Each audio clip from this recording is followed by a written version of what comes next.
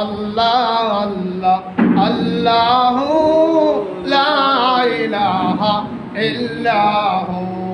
এখানে বলা হয়েছে 12ই রবিউল আউয়াল সোমবার শবে সাদেকের সময় আমার নবী আগমন করেছেন। জন্মগ্রহণ করেন নাই, আগমন করেছেন। মানুষ এখানেই ভুল করে। বার আমার নবী করিম সাল্লাল্লাহু আলাইহি সাল্লাম বলেন, আউয়ালু মা খালাকাল্লাহু নূরি, সর্বপ্রথম আমার নবীর নূরকে আল্লাহ তৈরি করেছেন। নূরে মুহাম্মাদি তৈরি করে রেখেছেন। নূরে মুহাম্মাদি জগৎ সৃষ্টির প্রারম্ভে, জগৎ সৃষ্টির শুরুতে রহমতের নবীকে আল্লাহ সৃষ্টি করেছেন। আর দুনিয়ার জগতে সর্বপ্রথম হযরত আদম আলাইহিস সালামকে সৃষ্টি করেছেন। আদম আলাইহিস সালামকে 40 মণ মাটি দিয়া তায়েফের নিকটে একটা জায়গা আছে, ওয়াদি মুহাররম, তায়েফের নিকটে একটা জায়গা আছে। ওই জায়গার 40 মণ মাটি বিভিন্ন প্রান্তের থেকে আজরাইল আলাইহিস সালাম এই মাটি এনেছেন। আর কোনো ফেরেশতা আনতে পারে নাই। মাটির কাকতি মিনতি শুনে মাটি নিতে পারে নাই। কিন্তু আজরাইল আলাইহিস সালাম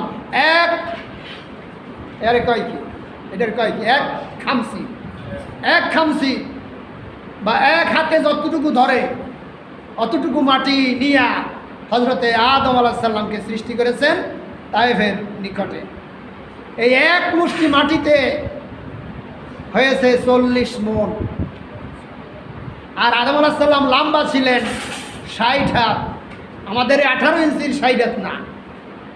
মানুষ যেরকম লম্বা, হাতও তো সেরকম লম্বা হয়, 60 হাত লম্বা। আরে তার ছেলেই তো আপনার 142 হাত লম্বা, হাবিল। হাবিলের কবর জাবালে আসওয়াদ সিরিয়ায়, এখনো আছে কবর জাবালে আসওয়াদ সিরিয়ায়। হযরত আদম আলাইহিস সালামের প্রথম 2 ছেলে, এক ছেলে হাবিল আর এক ছেলে নাম কাবিল। এই হাবিলের কবর 142 হাত লম্বা, বর্তমান হাতের মাপ। আপনার চাঁদপুরের নাসিরউদ্দিন সাহেব, তিনি ওখানে লেখাপড়া করেছেন। উনি নিজের হাত দিয়া মেপে মেপে তারপর আমাদেরকে শুনিয়েছেন 142 হাত লম্বা হাবিলের কবর। তাহলে তখনকার মানুষের লম্বা কতটুকু ছিল? আরও একটা শুনলে অবাক হয়ে যাবেন। হযরতে আদম আলাইহিস সালামের এক ছেলের নাম ছিল উজ। তার মায়ের নামে নামকরণ করা হয়েছে। তার মায়ের নাম অনক, উজ বিন অনক। এই উজ বিন অনক লম্বা ছিল 9.5 মাইল লম্বা, 9.5 মাইল। তাতে হয় 30,033 ফুট। তার যখন খাবারের প্রয়োজন হতো, ওই সেই আটলান্টিক মহাসাগরে বা তা ভারত মহাসাগর বলেন, উত্তর মহাসাগর, দক্ষিণ মহাসাগর, এই সাগরে হাত ডুবাই দিয়ে মাছ ধরতো। আর সূর্যের তাপে ধরতো, একটু নরম হইতো, খেয়ে বলতো। উজ বিন অনকের আর একটা বদভ্যাস ছিল, কোনো জায়গায় মেজবান পাতলে, আমরা মেজবান পাতি না, 14টা 18টা 50টা 100 150 ডেক রান্না বান্না করিয়া রাইখে দেয়। তো সে করতো কি, যাইয়া ওই ডেকে যত খাদ্য খাবার থাকতো সে ওইগুলো খাই ফেলত। তারপর তো এলাকার লোকেরা একবারে হাউফাউ করে কাঁদতো। জমানার পয়গম্বর মুসা আলাইহিস সালামের কাছে যাই নালিশ দিতেন, ইয়া রাসূলুল্লাহ, এই আমাদের এই খাদ্য খাবার সব তো খেয়ে ফেলছে, আপনি এর বিচার করেন। তা আমি কি বিচার করবো? ও তো 9.5 মাইল লম্বা, আর আমি কতটুকু? আমি হইলাম, আমার যে লাঠিটা, লাঠি হলো যাইয়া 10 হাত না, 10 হাত না, যেন মতান্তরে 30 হাত। হ্যাঁ 30 হাত না, 10 হাত, 10 হাত। কেতাবে দেখলাম 10 হাত। তো তারা যখন নালিশ দিল, মামলা দায়ের করলো, তখন মুসা আলাইহিস সালাম তার সঙ্গে যুদ্ধের ঘোষণা দিল। প্রথমে কয়েকজন লোক পাঠাই দিল, যাও তার সঙ্গে যুদ্ধ করিয়ে আসো। ভাইরা আমার, উজবিন উনুকের সঙ্গে যখন যুদ্ধ করতে গিয়েছে, কাছাকাছি যাওয়ার পর দেখে 9.5 মাইল লম্বা। আর তারা কি করবে? যাওয়ার পর উজবিন উনুক এক একজন মানুষ ধৈর্যা ধৈর্যা পকেটে নিয়ে জমা করতেছে, মারতেছে না, পকেটে জমা করতেছে। এরপরে জমা করিয়া বাড়িতে নিয়ে বিবির কাছে বলতেছে, বিবি গো, আমার সঙ্গে যুদ্ধ করতে আসছে, মুসা আলাইহিস সালাম সৈন্য পাঠাইছে, এই দেখো তোমাকে দেখাইতে আনছি। কারে দেখাইতে আনছে? বিবিকে। এই যে দেখাইতে আনছি, আমি তোমাকে দেখাবার পর পায়ে পিষে এদেরকে মেরে ফেলবো। হযরতে উজবিন উনুক পায়ে যখন পিষে দেবেন, এমনি টাইমে তার স্ত্রী বলতেছেন, কি করতেছো তুমি? এই ছোট্ট ছোট্ট মানুষগুলোকে যদি তুমি পাও দিয়া পিষে মারো, তোমার কাপুরুষের লক্ষণ হবে, কাপুরুষতার প্রকাশ পাবে। খবরদার খবরদার, এদেরকে মাইরো না, এদেরকে ছাইরা দাও। এরা যখন ওদের এলাকায় যাবে, তোমার কথা বলবে, তারা আরও বেশি ভয় পাইবে, ছেড়ে দাও। ভাইরা আমার, বিবির কথা মতো ছেড়ে দিয়েছে। মুসা আলাইহিস সালামের কাছে এসে বলতেছে, কোথায় পাঠাইছেন আমাদের যুদ্ধ করতে? তারা যদি আমাকে ধইরা একটা আছাড় মারতো, আমাদের ঘিলু সিটিয়া 10 মাইল দূরে চলে যেত, আমাদের কাছে আর মার পাঠাইবেন না, আমরা আর সেখানে যাব না। এই ঘটনা ঘটছেন। এবার মুসা আলাইহিস সালাম চিন্তা করলেন, আমি আল্লাহর সঙ্গে কথা বলি, আল্লাহর সঙ্গে আমি পারমিশন নেব, পারমিশন নিয়ে আমি উজবিন উনুককে দুনিয়া থেকে খতম করে দেব। যেহেতু তিনি চুরি করিয়া করিয়া মানুষের খাদ্য খাবার খাইয়ে বেলায়, মানুষকে কষ্ট দেয়, মানুষকে মানুষের অনেক ক্ষতি করে। ভাইরা আমার, সহজ কথা, উজবিন উনুক সেইখানে দাঁড়িয়ে রয়েছে। আর মুসা আলাইহিস সালাম তার সঙ্গে কয়েকজন লোক নেছে, মাত্র লাঠি এখানে হাতে নেছে। লাঠি জানেন না? ওমা তিলকা বিয়ামিনিকা ইয়া মুসা। ও মুসা, তোমার হাতে ওটা কি? এটা তো লাঠি, আপনি তো জানেন, এটা আদম আলাইহিস সালাম জান্নাত থেকে পাইছে, তারপরে শুআয়ব আলাইহিস সালাম পাইছে, এই সেই লাঠি শুআয়ব আলাইহিস সালাম পাইছে। শুআয়ব আলাইহিস সালাম আবার হাদিয়া দিয়েছে জামাইকে। জামাইকে হাদিয়া দেওয়া সুন্নাত, সুন্নাতে নবী। শুআয়ব আলাইহিস সালামের ওই ছাগল পালছে, শোনেন না আপনারা? তারপর তার মেয়ে বিবাহ করছেন, তারপর বিবাহ করার পর শুআয়ব আলাইহিস সালাম, লোহিত সাগরের ওপারে তার বাড়ি। শুআয়ব আলাইহিস সালাম এই লাঠিখানা মুসা আলাইহিস সালামকে হাদিয়া দিয়েছে। এবার আল্লাহ তাআলা বলতেছেন, ও মুসা, তোমার হাতে ওটা কি? বলে, এটা তো লাঠি, এটা আমার শ্বশুরে হাদিয়ে দিয়েছে। কলে, তুমি জানো না ওর ভিতরে আর একটা কুদরতি জিনিস আছে, তুমি যখন জমিনে ফেলবে বিরাট অজগর সাপ হয়ে যাবে, এই লাঠি নিয়া তুমি ওই ফেরাউনের কাছে যাইয়া দিনের দাওয়াত দাও। সেই লাঠি নিয়ে গেছে কোথায়?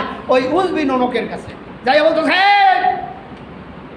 উজবিন উনুক, ইসলাম ধর্ম গ্রহণ করো, আল্লাহ তাআলার আধিপত্য স্বীকার করো, আল্লাহ তাআলার স্থানে কাউকে বসাবা না, শিরক করতে পারবা না। কাজে তুমি আইছো, আবার সেদিন একদল পিষে মারি না, এই তো বড় কাজ করছি, এখন তুমি আইছো। উনি একখান পাথর ধরিয়া মুসা আলাইহিস সালামের মাথার উপরে মারবে।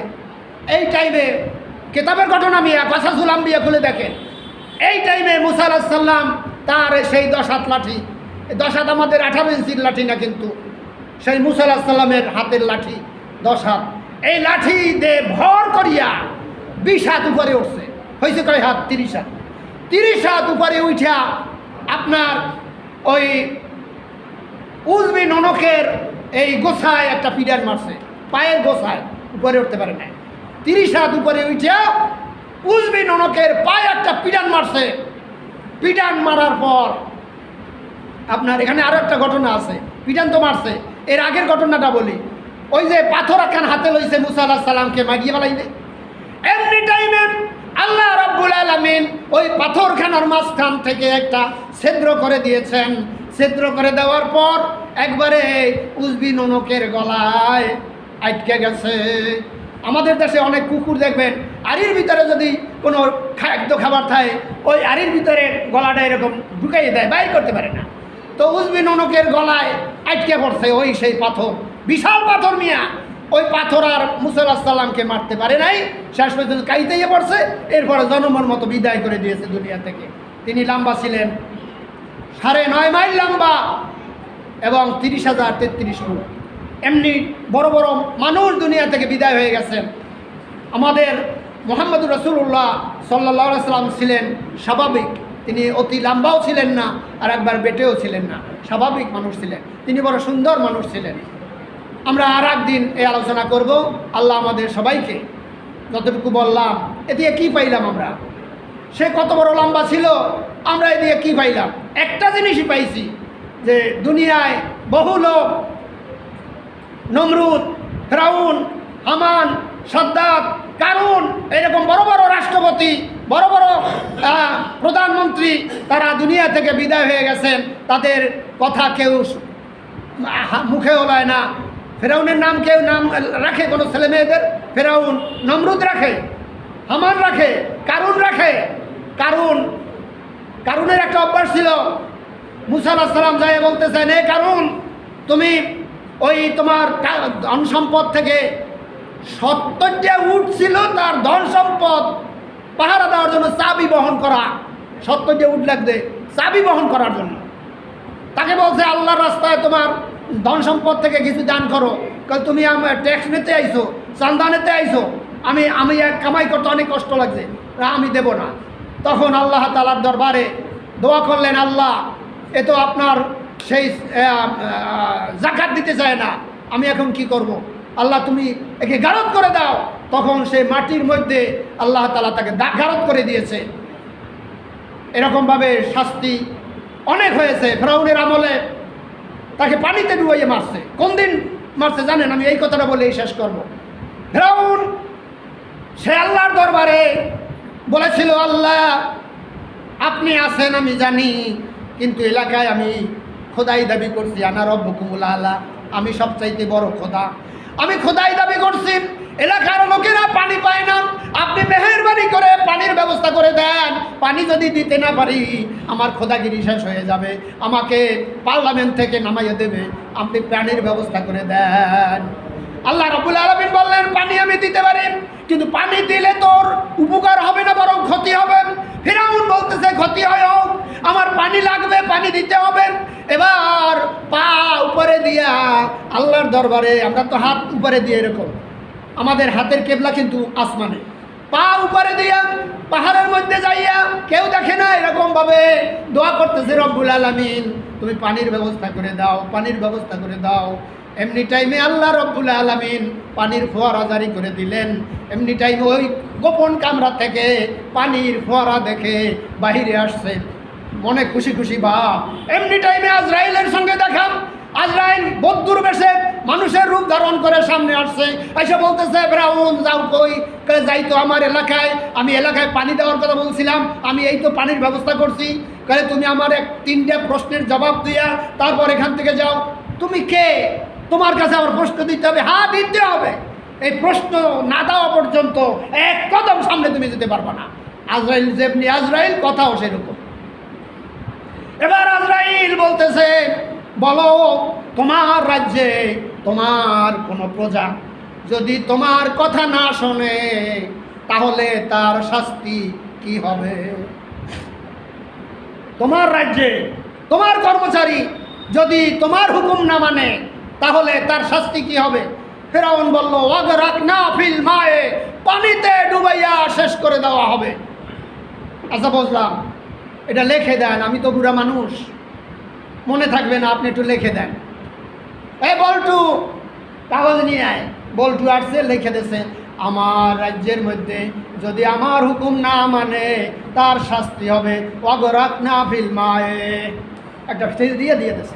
তাহলে আরো 2টা প্রশ্ন।